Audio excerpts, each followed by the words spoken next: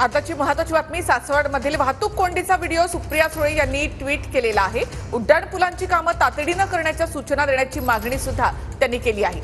सुप्रिया सुळे यांनी केंद्रीय मंत्री नितीन गडकरी यांच्याकडे ही मागणी केली। सुप्रिया सुळे यांचा ट्विट आपण पाहूया।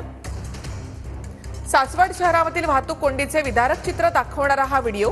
शहरातील वाहतूक कोंडी दिवसेंदिवस वाढतच आहे। पुणे शहर सासवडशी जोडणारे 2 घाट आहेत। या दोन्ही मार्गावरून सतत वाहतूक होत असते।